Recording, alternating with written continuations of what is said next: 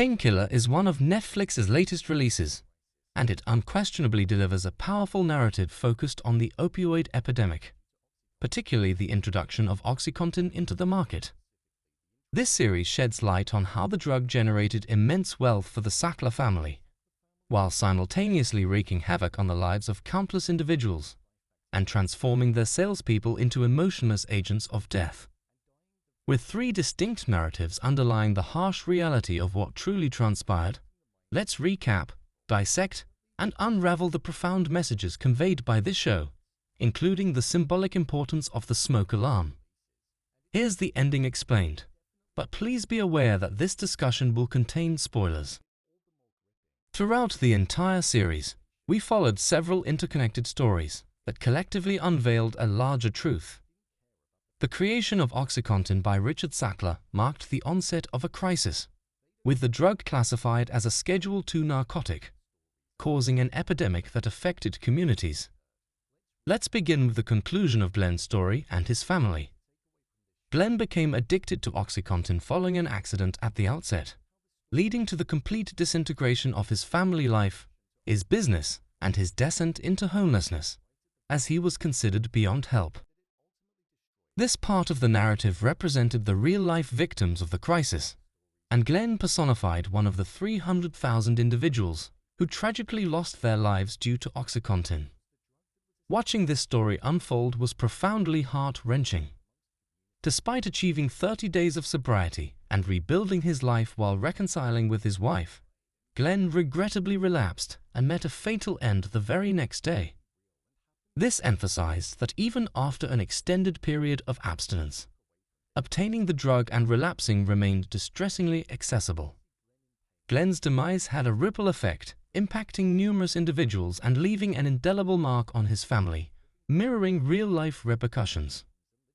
Oxycontin was easily obtainable over the counter and prescribed by trusted doctors, highlighting the systemic chain of responsibility within the industry for the widespread damage and addiction it caused at the time. This was the pain segment of the narrative. Turning to the story involving Shannon and Bridge, it added an intriguing dimension, representing the pleasure side of the equation. The series early on established life as a cycle of pain and pleasure, and these two characters embodied this dichotomy. Shannon could have been one of the many young women who tragically fell victim to Oxycontin. While not explicitly stated in the show, it was strongly suggested.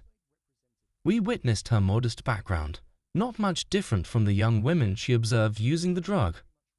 However, as a sales rep, she was fully aware that her actions were morally wrong, yet she was content, knowing that her actions contributed to the deaths of many people, as long as it filled her pockets with cash. She essentially operated as a dealer, but one who wasn't considered a criminal. A disturbing reality. However, she eventually saw the error of her ways.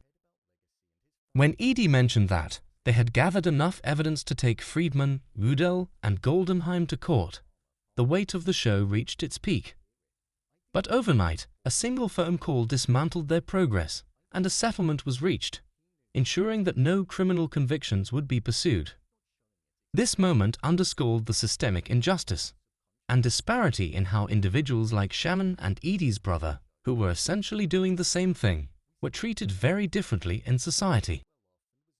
In summary, Painkiller masterfully weaves together these intertwined stories to shed light on the devastating impact of the opioid epidemic, the tragedy of addiction, and the systemic issues that perpetuated the crisis.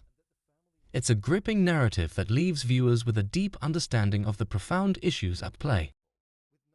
It illuminated the pervasive corruption among those in power and underscored how influential connections consistently favored them. Consequently, Edie resigned from her position, recognizing the futility of battling against the prevailing malevolent forces. She realized that the so-called bad guys would always triumph, making it a futile uphill struggle with outcomes stacked against her.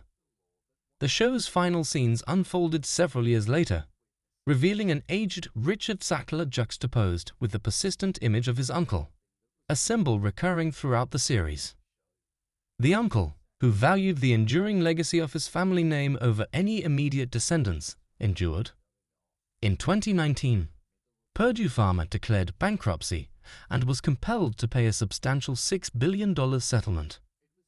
While this unfolded, Richard's uncle figuratively pounced on him, berating him for tarnishing the family legacy, forever associating their name with a drug that devastated the lives of over 300,000 individuals.